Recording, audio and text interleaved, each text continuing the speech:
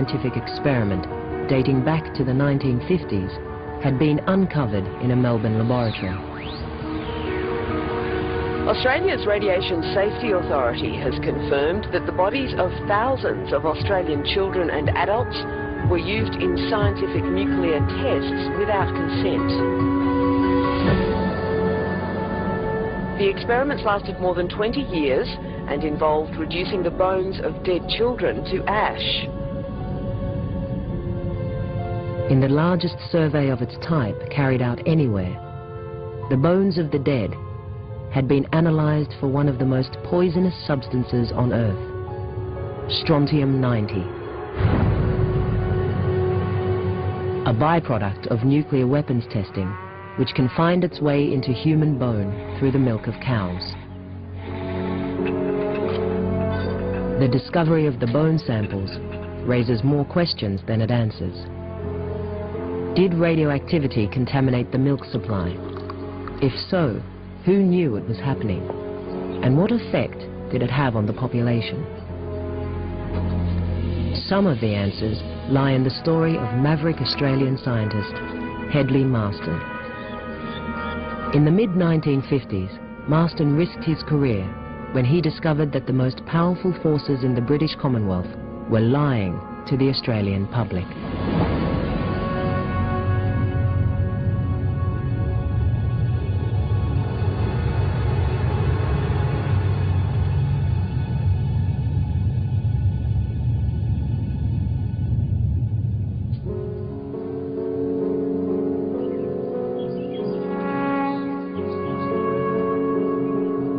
For Hedley Marston, the trouble began in late 1955. It was the height of the Cold War.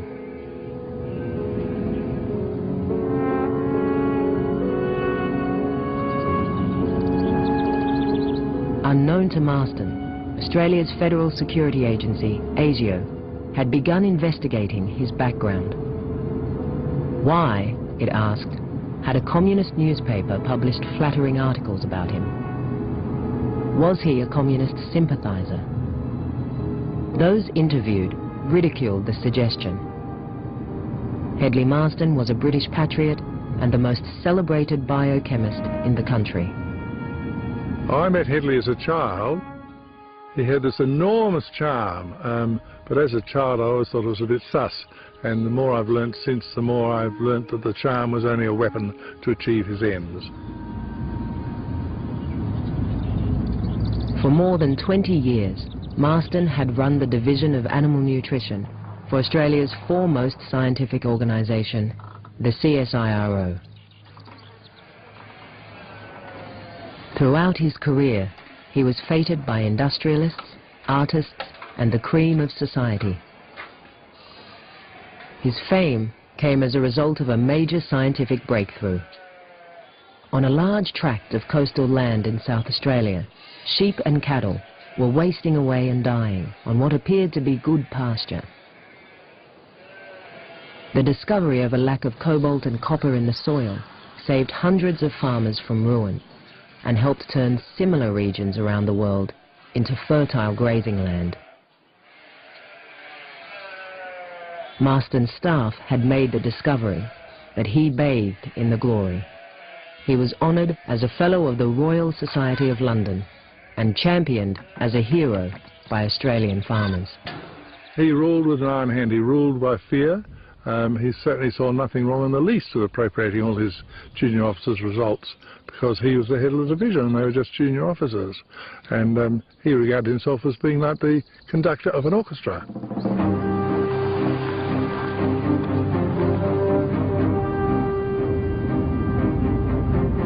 In October 1955, ASIO gave Hedley Marston a security clearance. For an upcoming series of atomic weapons tests in Australia, the British wanted his help to set up top-secret radiation experiments with animals. His work on the project would spark the bitterest dispute in Australian science. From October 1955, Hedley Marston became an essential component of the British atomic tests. Little did they know the kind of man, the ego of this man.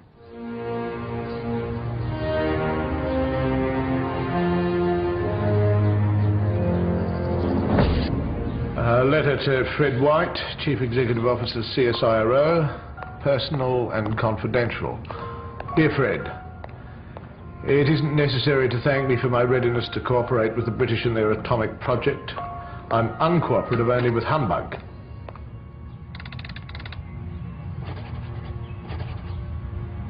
My own negative feelings about CSIRO becoming involved in military secrets has always been clear. Had the experiment been other than one concerned with the protection of civil populations, I would not so willingly agree to lend a hand. I understand the sensitivities involved. Yours, Hedley Marston.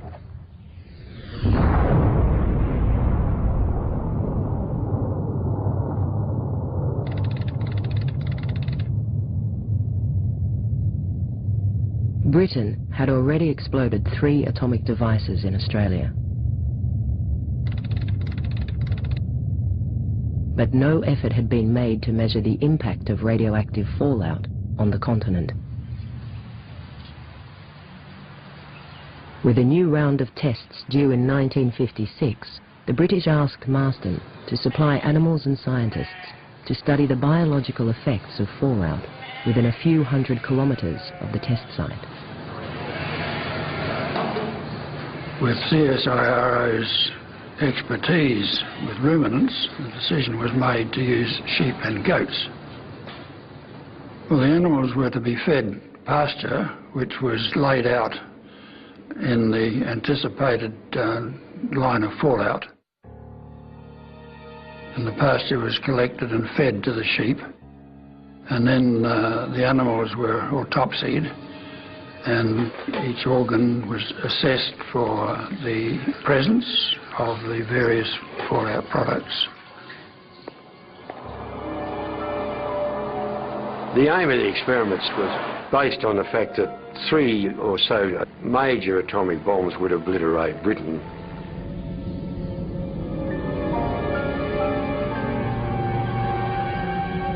There are those who were killed, but there would be all those survivors. What were you going to feed them?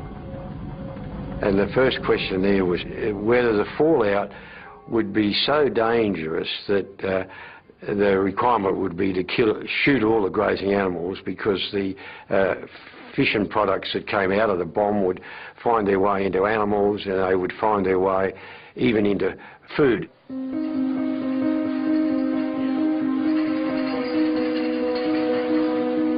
Marston received sensitive measuring equipment from the British.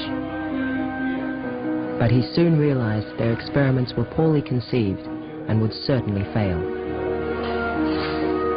If he was running them, as he privately desired, they would be far different.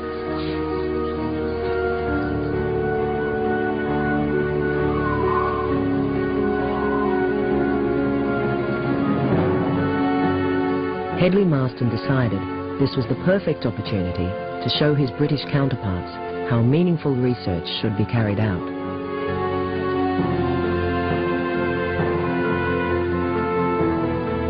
He would design his own experiments, which were both clever and audacious.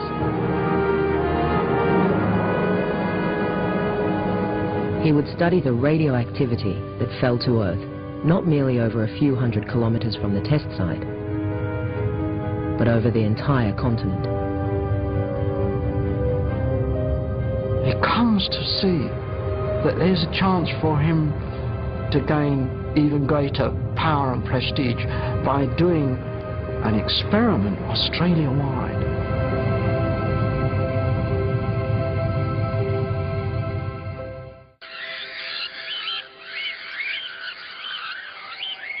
For his experiments, Marston would use sheep and cattle to investigate the uptake of iodine-131, one of the dozens of radioactive isotopes created during an atomic explosion. Well, it was clear that one of the biologically important radionuclides was radioiodine. And the advantage of radioiodine is that it has a very clear exposure path, and it's quite easy to measure.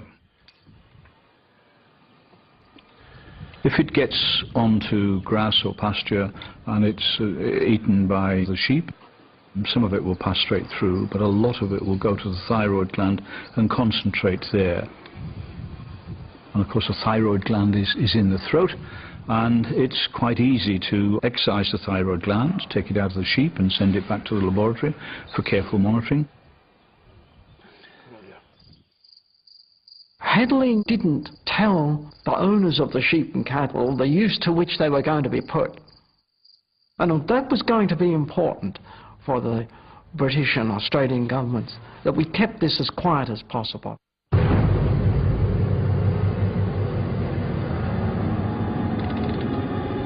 Information about radioactive fallout was considered classified by the nuclear powers.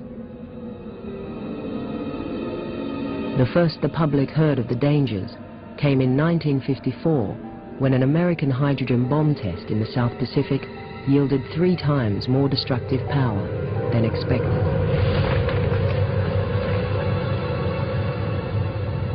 A vast radioactive cloud blew over the Marshall Islands. The inhabitants suffered severe burns and nausea. Fallout also engulfed a Japanese fishing trawler, the Lucky Dragon. The Japanese fishermen were exposed to relatively high doses of radiation, and the radio operator died. Now, it was impossible to keep the lid on this story. And gradually, the realization that these atmospheric explosions contained hidden dangers.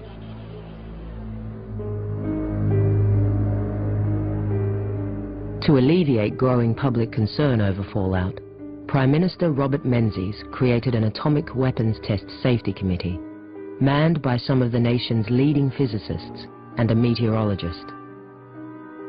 Chief Defence Scientist Leslie Martin was named chairman, but the dominant force on the committee was brilliant British-born physicist Ernest Titterton. During the war, at the age of 29, he triggered the world's first atomic explosion in the Nevada desert.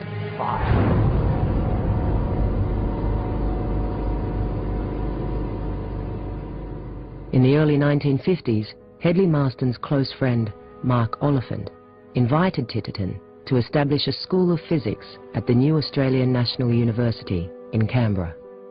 Sir Ernest was very much a nuclear bombardier. He really did believe that nuclear weapons had a role to play in preventing another catastrophe like the Second World War. He also had quite a clear view in his own mind that radiation was not dangerous. So putting somebody like that in charge of the safety of the Australian public and controlling fallout was very much like a poacher becoming a gamekeeper.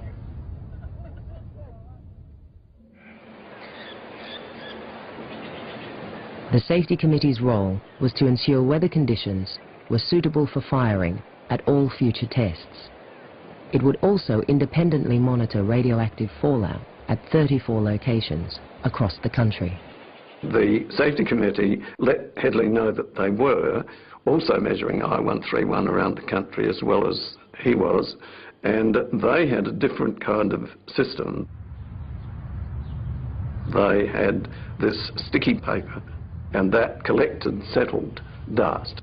It trapped fallout, and they were able to measure.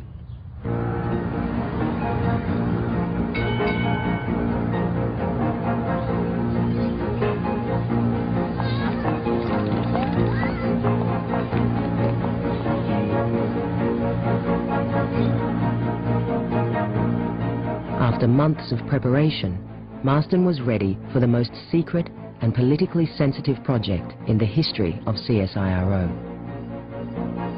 But then Britain changed its plans. With Cold War tensions increasing, it would now urgently explode 2 atomic devices on the Montebello Islands off West Australia, the site of its first test 4 years earlier.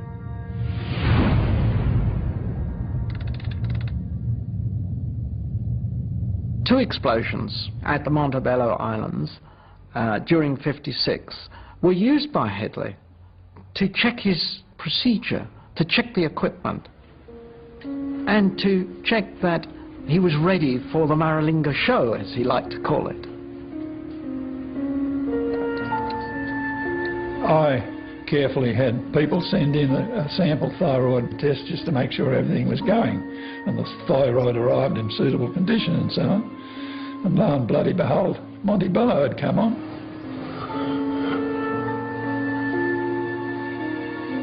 Letter to Dr. Fred White, Chief Executive Officer, CSIRO. Secret. We have found conclusive proof that a band of airborne radioactivity has passed over northern Australia in the last 10 to 12 days. We should be able to trace its course from the findings of the routine examinations of thyroids that are being made here. Insofar as I can judge, there's no reason to become excited about the implied hazard. Yours, Headley.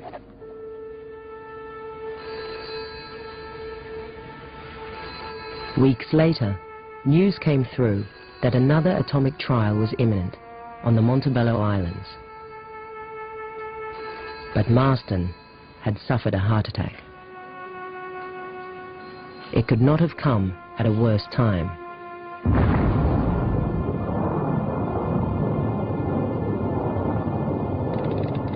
An official press release claimed it was a small atomic device, but at almost 8 times the destructive power of the bomb dropped on Hiroshima. This was Britain's largest atomic test so far. Instead of sending the radioactive fallout out to sea, it went right across the whole of the northern half of Australia.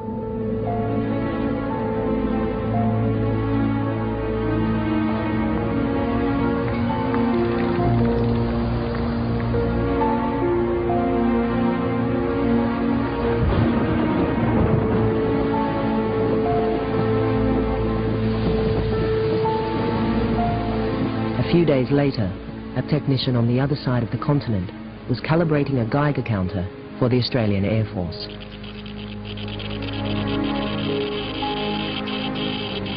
On this particular day, I had one unit which would not respond to its normal calibration.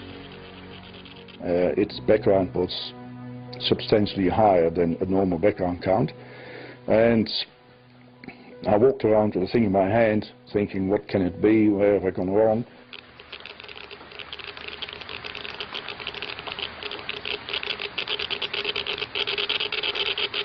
And as I approached the window, the count started to increase. And I thought, it's strange, so I stepped back and it reduced, and then I got suspicious, so I started running the Geiger counter around the actual window frame. And I may add, it was raining cats and dogs in Brisbane that particular time. Stuck it outside, and the count went off its rocker. And obviously we're having radioactive rain. Within 1 hour, a car turned up with a couple of officers, and they removed the Geiger counters we had there that we had repaired, as well as the radioactive material.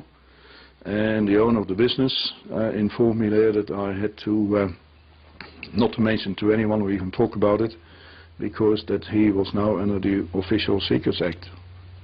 And I never discussed with anybody since.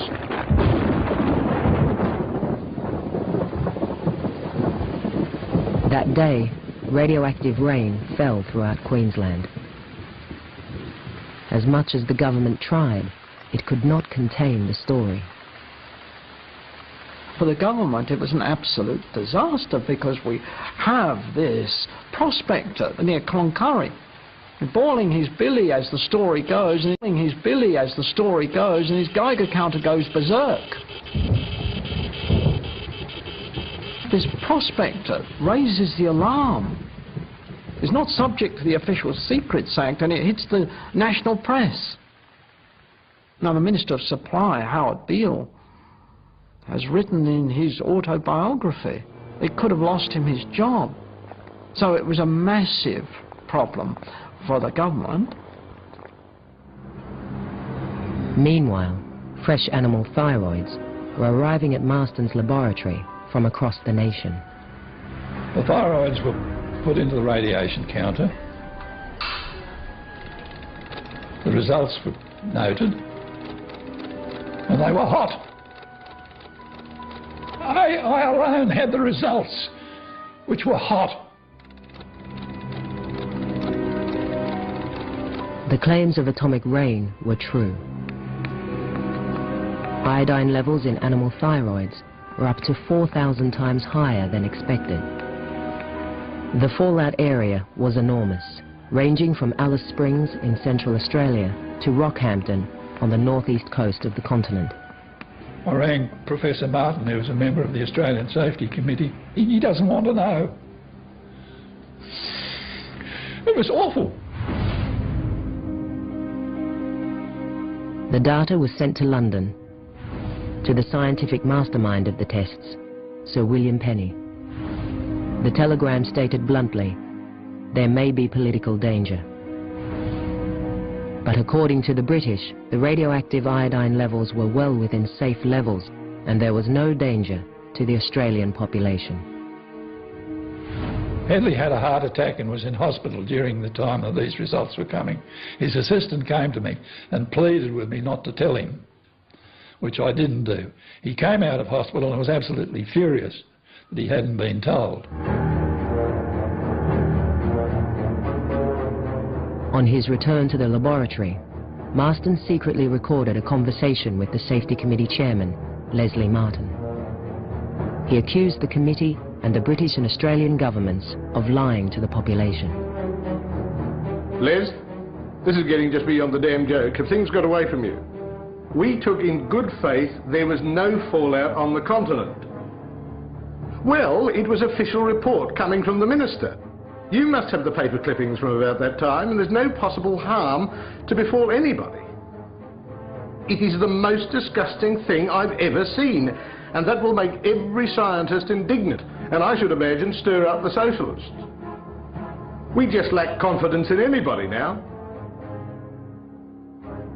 Hedley didn't like physicists, but physicists were beginning to pronounce on biological matters. That is, the impact of radiation on, and the hazard of radiation in the human population. How dare they, thought Hedley.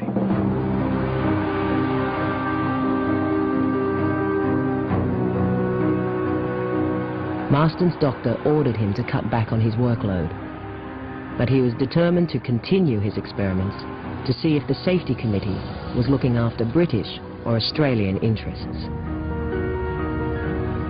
He expanded his thyroid collection points around Adelaide, the closest city to the tests. And unknown to the Safety Committee, he would also monitor radioactivity in the air over the city. Fortunately, an American scientist, Professor Perry Stout, had set up a rather splendid piece of equipment the year before to measure natural radioactivity in the air over Adelaide.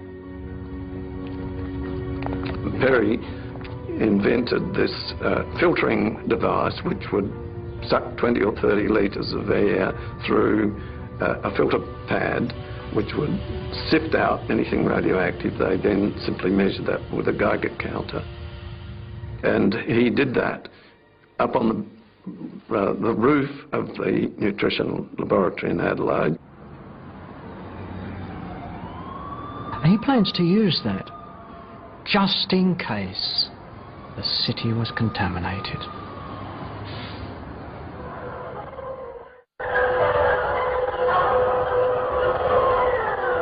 Maralinga, South Australia, September the 27th, 1956. 5 p.m. South Australian time.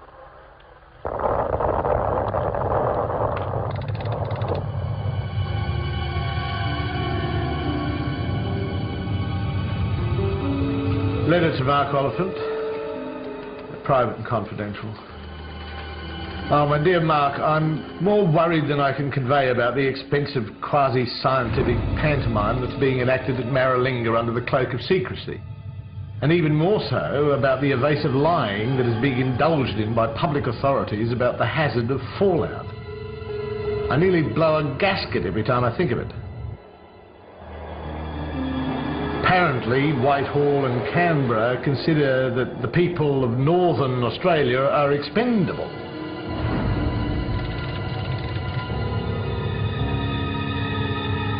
By comparison to all its predecessors, the third Maralinga test was small.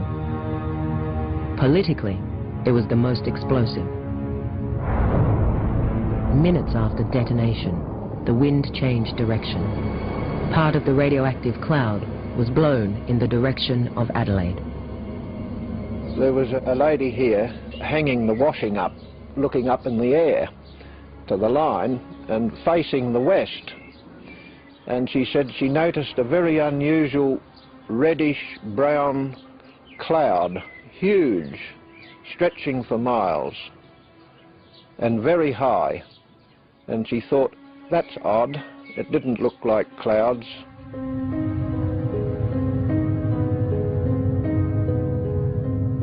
Being a farmer and always interested in the weather, this was a strange day. At 4 o'clock in the afternoon, a grey, streaky cloud come over from the northwest, and all of a sudden it went completely dark. It wasn't normal, and I didn't find out until next day that an atomic bomb had been let off at Maralinga.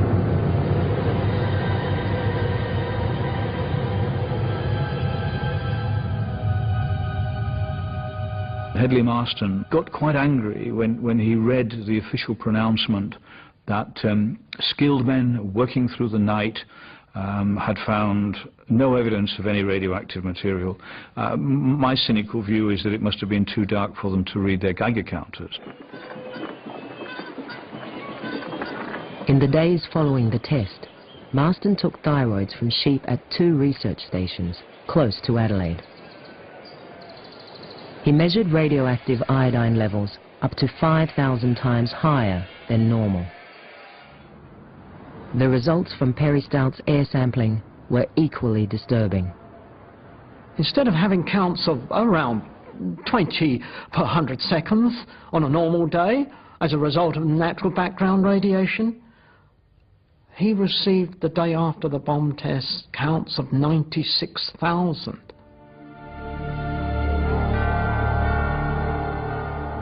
The people of Adelaide were never told. The people of the little towns along the way between Maralinga and Adelaide, they were never told. And if they'd read their local paper, they would have read the opposite, that all was well with the tests. 2 weeks later, Marston wrote to Mark Oliphant, the Director of Physical Sciences at Titterton's University in Canberra. He detailed an extraordinary admission by Safety Committee Chairman Leslie Martin about how the test had been let off in haste.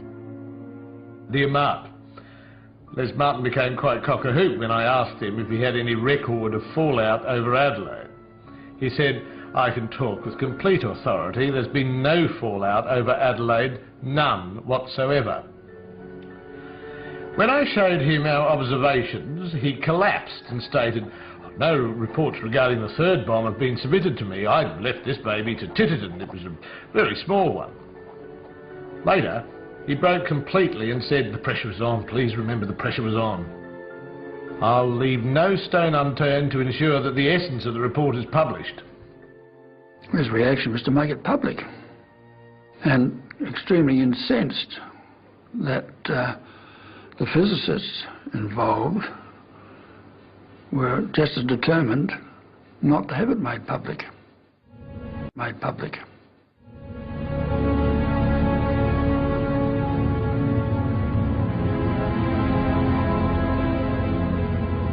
When Marston threatened to publish his fallout findings, the Australian Intelligence Service, ASIO, marked his file Scientist of Counter-Espionage Interest.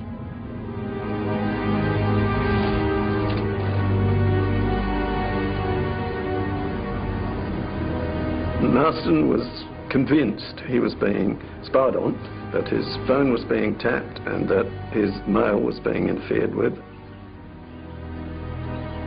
My dear David, The secret police had been tampering with my private mail. Perhaps they imagined they could frighten me into silence. I endured this indignity for long enough to obtain complete proof, and then asked the people responsible to cease their nonsense or I'd call for a public inquiry. Arrogance and this sort of thing is rapidly changing Anglophiles into Anglophones. Marston realises that he's in a very dangerous situation. Not only are the British wanting to curtail the experiments, the security net is closing in.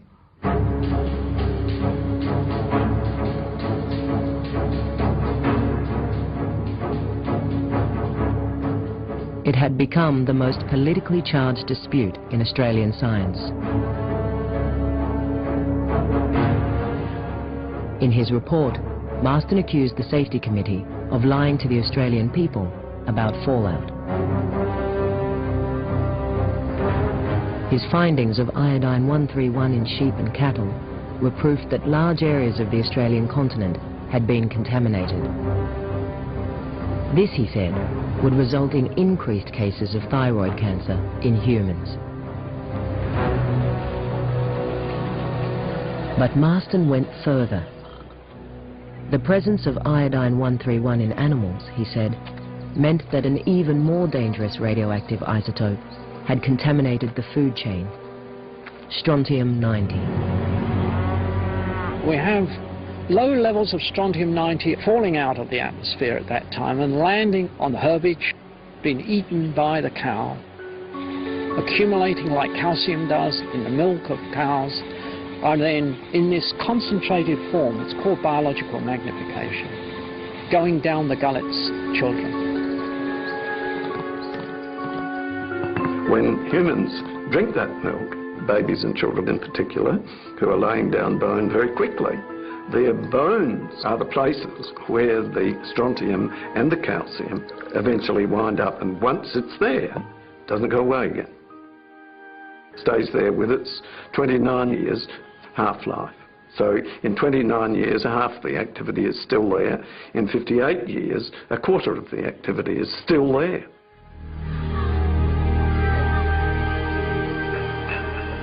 If Marston was correct, strontium-90 uptake would be dramatically increased by government policy, which guaranteed a half pint of milk daily to every schoolchild.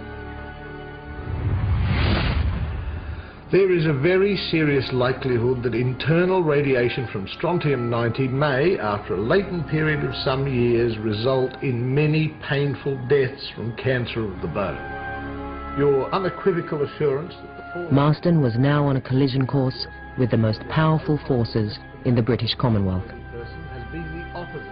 If he published his report, as he threatened, it could jeopardize future atomic testing in Australia. The British demanded Marston return their test equipment, and Ernest Titterton, the new head of the Safety Committee, insisted he delete his attacks on the committee's competence and his claims about strontium-90 contamination. Marston had never measured strontium-90, but in his report he left no doubt where his detractors would find it. He states right at the end of his report, the proof will be found in the bones of children. All one has to do is to examine the strontium-90 load in the bones of deceased people, and particularly children, in the coming decades to show that I am right.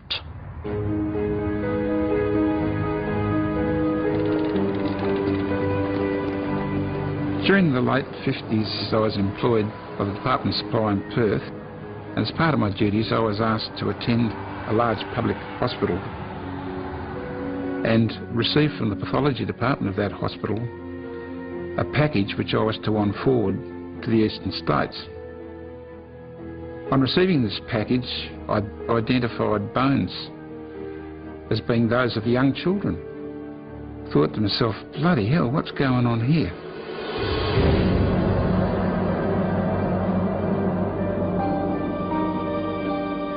soon after Marston delivered his report, the Safety Committee contacted pathologists in every capital city. They were asked to provide bones from bodies undergoing autopsy. I was able to talk to the people in the pathology department as to what this was all about.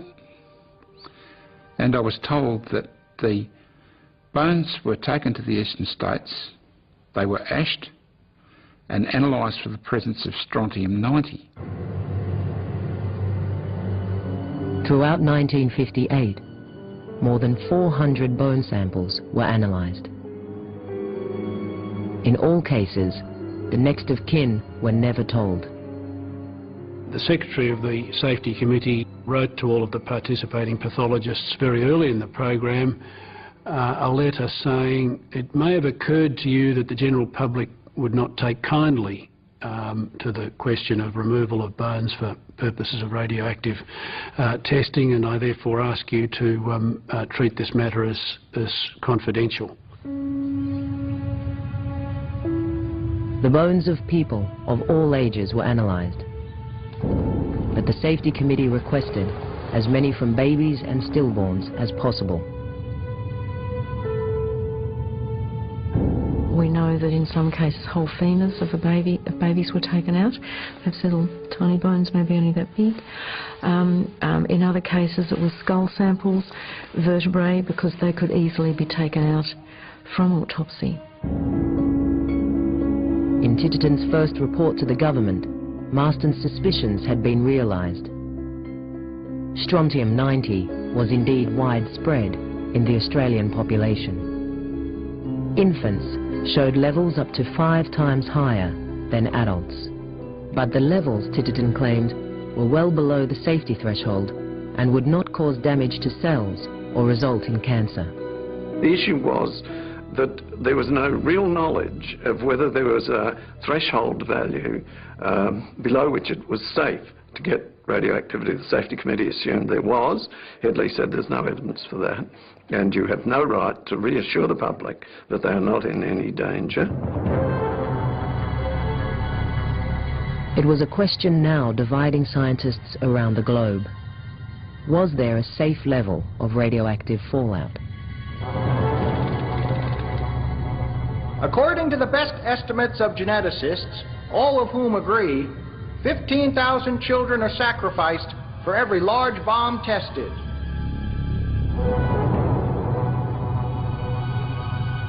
It is possible there is damage. It is even possible, to my mind, that there is no damage. And there is the possibility, furthermore, that very small amounts of radioactivity are helpful. But the most dramatic assessment came at an international conference attended by Mark Oliphant. 20 of the world's leading scientists warned strontium-90 could irreversibly damage the human race. Oliphant came back very reassuringly to Marston, saying that the kind of opinions that were now emerging internationally on this question of fallout were entirely vindicating his own opinion. Finally, in August 1958, after 18 months of stalling by the Safety Committee, Marston succeeded in publishing an edited version of his report in a respected CSIRO journal. But far from the political explosion Hedley Marston had predicted, the story was only reported in a small circulation farmers' newspaper. The major city papers ignored it completely. Why didn't the Sydney Morning Herald? Why didn't Melbourne's Age? Why didn't Adelaide's Advertiser? When this article talked about the contamination of one of the cities of Australia and across the whole of Australia. Hedley was pretty sure that the government used its influence to ensure that the media did not pick this up. The politicians didn't want the Australian public alarmed, having got themselves into this mess.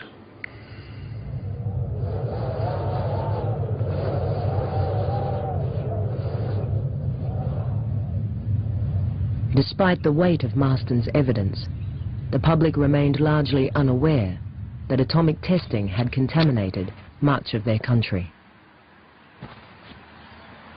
But then in 1959, something unexpected occurred.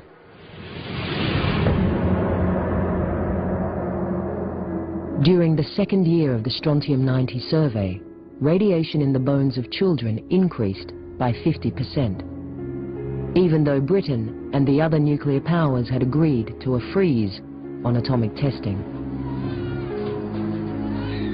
Such a dramatic increase meant that some of the contamination was coming from elsewhere.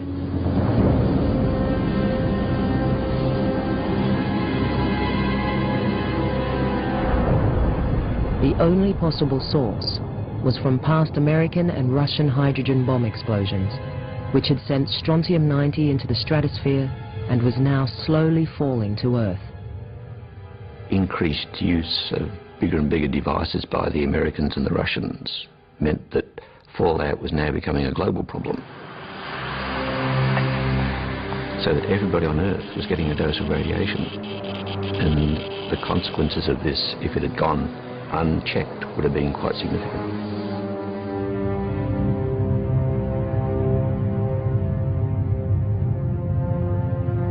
Regardless of dramatic increases in reported cases of leukemia in many countries, the nuclear powers resumed atmospheric testing in the early 1960s.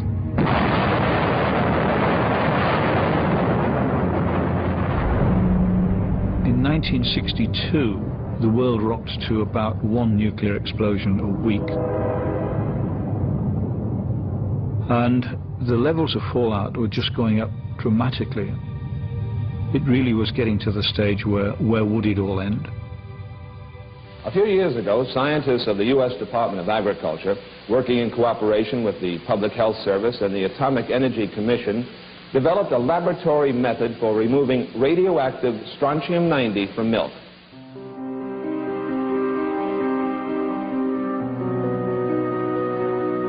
As Hedley Marston had discovered, strontium-90 was indeed the Achilles heel of nuclear weapons advocates.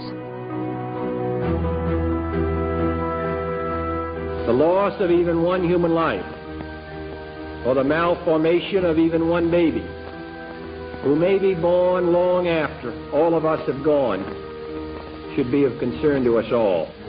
Our children and grandchildren are not merely statistics towards which we can be indifferent, nor does this affect the nuclear powers alone. These tests befoul the air of all men.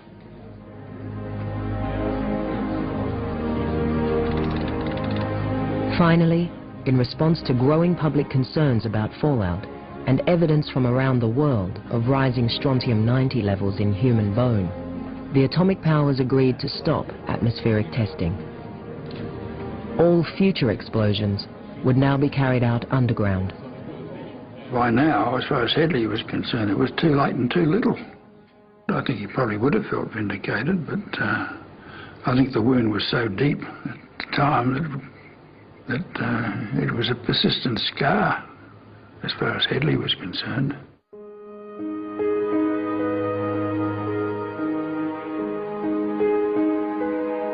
The minister had stated that no fallout went over a major city in Australia, and Hedley knew that it did.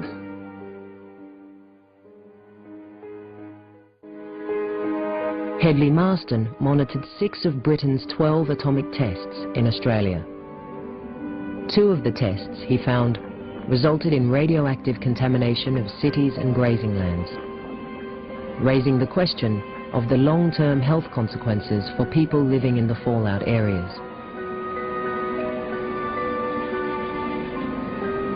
I've been told by a number of people that they remembered a cloud coming down the valley of Nantawara that related to the Maralinga tests. And there's speculation, local speculation I suppose, that it may have something to do with what seems to be a high number of cancer deaths in our district. I would love to know, if there is some truth in that story. It's too late to save my late husband, I guess, but it would be nice to have some answers. Unfortunately, the epidemiology is very difficult, and it would certainly be clouded in the case of radioactive contamination by chemical contamination because of the vast amounts of chemicals which were used as well, many of them extremely carcinogenic. Where there's a very definite increase in the incidence of anything but cancer in particular, if there is an event such as that which could be assigned a causative role, then one has to be very, very careful not to deny the possibility that that could be so, and in fact I think that possibility is often denied.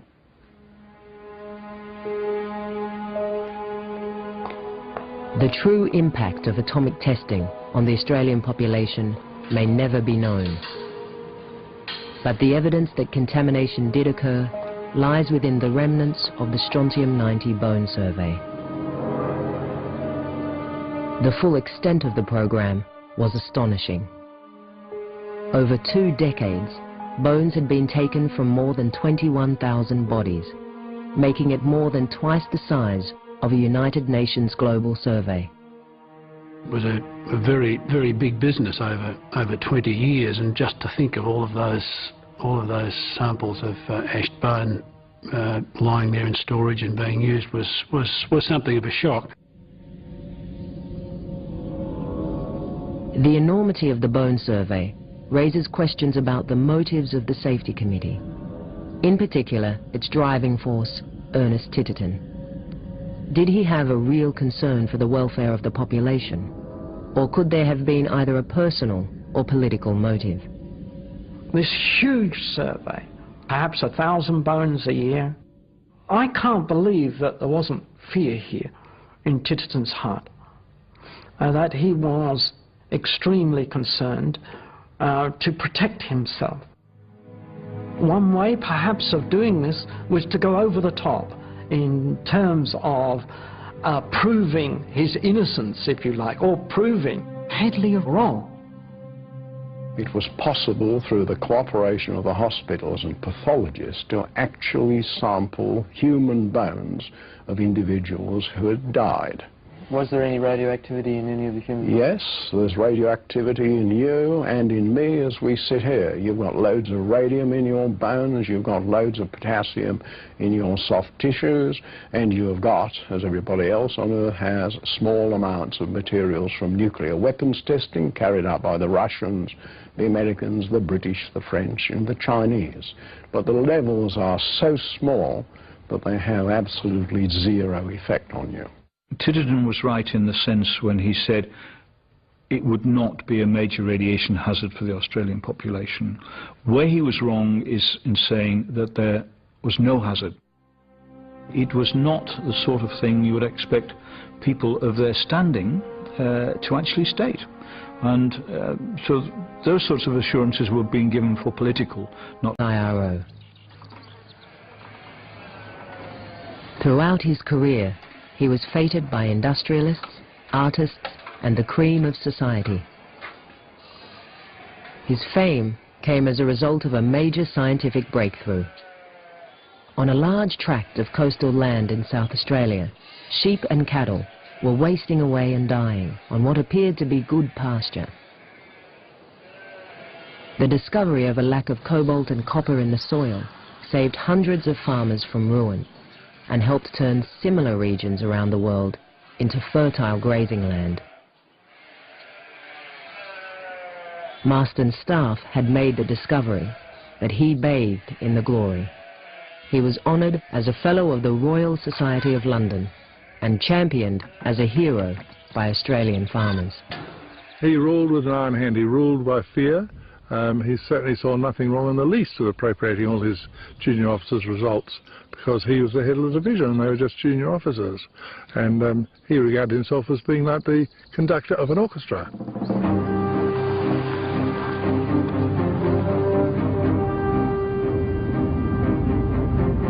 In October 1955, ASIO gave Hedley Marsden a security clearance.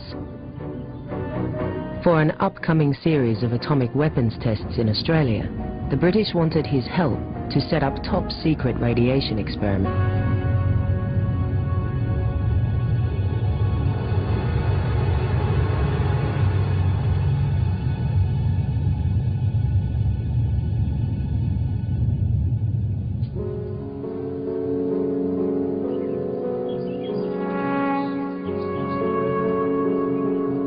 For Hedley Marston, the trouble began in late 1955.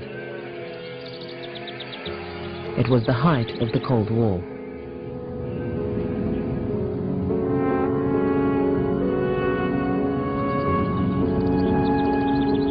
Unknown to Marston, Australia's federal security agency, ASIO, had begun investigating his background. Why, it asked, had a communist newspaper published flattering articles about him? Was he a communist sympathizer? Those interviewed ridiculed the suggestion. Hedley Marston was a British patriot and the most celebrated biochemist in the country. I met Hedley as a child. He had this enormous charm, but as a child I always thought it was a bit sus. And the more I've learnt since, the more I've learnt that the charm was only a weapon to achieve his ends. For more than 20 years, Marston had run the Division of Animal Nutrition for Australia's foremost scientific organisation, the CSIRO. But no effort had been made to measure the impact of radioactive fallout on the continent. With a new round of tests due in 1956, the British asked Marston to supply animals and scientists to study the biological effects of fallout within a few hundred kilometres of the test site. With CSIRO's expertise with ruminants, the decision was made to use sheep and goats. Well, the animals were to be fed pasture, which was laid out in the anticipated line of fallout. And the pasture was collected and fed to the sheep. And then the animals were autopsied, and each organ was assessed for the presence of the various fallout products. The aim of the experiments was based on the fact that 3 or so major atomic bombs would obliterate Britain.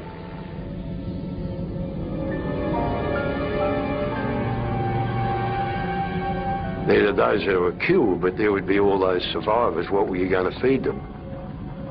And the first question there was whether the fallout would be so dangerous that the requirement... Scientific experiment dating back to the 1950s had been uncovered in a Melbourne laboratory. Australia's Radiation Safety Authority has confirmed that the bodies of thousands of Australian children and adults were used in scientific nuclear tests without consent. The experiments lasted more than 20 years and involved reducing the bones of dead children to ash. In the largest survey of its type carried out anywhere, the bones of the dead had been analysed for one of the most poisonous substances on Earth, strontium-90, a byproduct of nuclear weapons testing which can find its way into human bone through the milk of cows. The discovery of the bone samples raises more questions than it answers. Did radioactivity contaminate the milk supply? If so, who knew it was happening? And what effect did it have on the population? Some of the answers lie in the story of maverick Australian scientist Hedley Marston. In the mid-1950s, Marston risked his career when he discovered that the most powerful forces in the British Commonwealth were lying to the Australian public. With animals.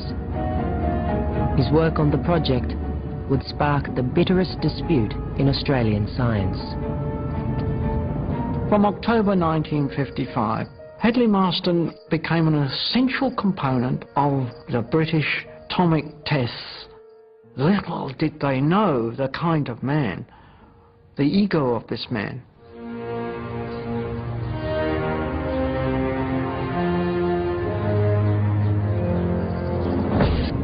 A letter to Fred White, Chief Executive Officer, CSIRO, personal and confidential. Dear Fred, it isn't necessary to thank me for my readiness to cooperate with the British in their atomic project. I'm uncooperative only with humbug.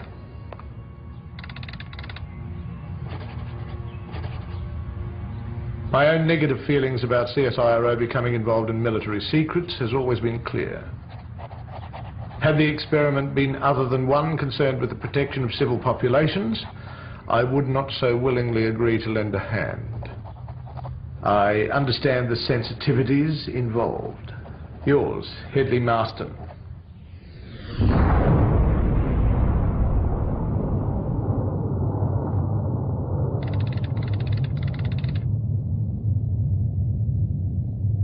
Britain had already exploded 3 atomic devices in Australia.